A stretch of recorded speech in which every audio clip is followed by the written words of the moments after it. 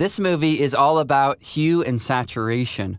We're going to start off with this demo file and take a look at how we can use the hue saturation controls in order to make changes to this image. And then next, we'll jump to a photograph and we'll apply what we've learned about these controls to that picture. Well, let's go ahead and navigate to the Adjustments panel and then click on this icon here to open up our Hue Saturation Adjustments panel. The first thing I want to highlight here is that what you can do is work in different channels or colors. You can view all of them at once and make changes globally, or you can go into specific colors by making selections here. Well, let's start off by making a global change. We'll go to Master. We have Hue, Saturation, and Lightness controls. Well, saturation and lightness are pretty straightforward. We can either increase or decrease saturation, and then we can either increase or decrease overall brightness. Well, what about the top one, hue? Well, hue is really fascinating. When you click and drag it, it will seem kind of arbitrary. Why are all these colors changing? What's happening? If you look at this color strip down below, it will give you the key to understanding what's happening here. What it's done is it's taken the green colors you can see on the strip above, it's turned those to blue. Let me show you what I mean. If we click off this eye icon, you can see what was green here, the top strip, is now becoming blue, the bottom strip down below. As I move this slider, you can see how it's remapping the color in this image. Well, what about making specific adjustments to specific colors? Well, here we could go down to a channel, say the reds. By going to the reds, you'll notice that down below it's showing me some icons. These icons we'll talk about in a minute, but basically they show me that I'm selecting or going to work with reds. Now I could then desaturate those reds, and you can see how it's just affecting this area of the color wheel. Another way that you can make specific adjustments is with this tool. This is a really powerful and really fun tool.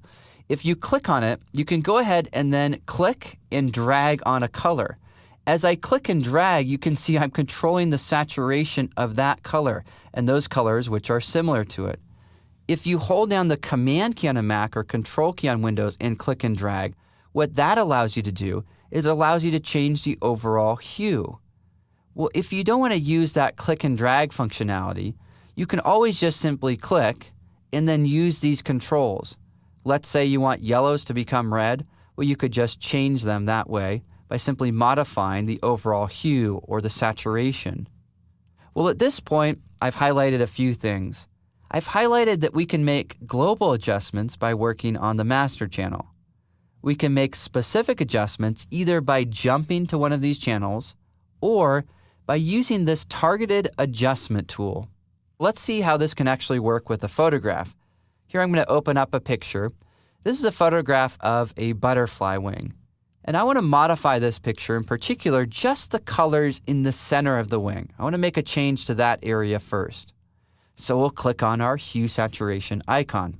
Next, with the targeted adjustment tool selected, we'll go ahead and click on the hue that we want to change. Now, how can we be certain that it's just going to affect the orange in this monarch butterfly wing and not the background? Well, a great technique that you can use here is to make an exaggerated and bad-looking adjustment in order to see what you're modifying, what you're affecting. Let me show you what I mean. Here I'm going to crank the hue all the way over. So now everything is kind of blue, and I'm going to increase the saturation. Well, what this is showing me is that it's affecting the background and also the wing. Why is that? Well, if you look below, you'll notice that you have these different icons. Remember, it's showing you that it's remapping these colors. The two center icons are showing you the colors that are most strongly affected. The outer ones are showing you how far it's reaching out into other colors. So if we move these icons in, as you can see in my image, it's going to start to affect a smaller area of the picture. Here I'm just moving these in until I can see that it's primarily just affecting the wing. Now, this adjustment that I've made is really over-exaggerated, but I made that over-exaggerated adjustment in order to focus in on a specific color or tone in my image. In other words, by using these controls, it allowed me to be more specific. Well, now that I have these specific colors selected, I can then use my controls, say like my saturation control or maybe my hue adjustment. And now this adjustment right here, well, it's primarily just affecting the butterfly wing, and you can see how that's happening as I make these different adjustments. So as I make these adjustments, we can then click on the eye icon. That shows me my before and after. I'm able to target just those colors by using those different techniques. And again, it gives me that precise control over this part of the image.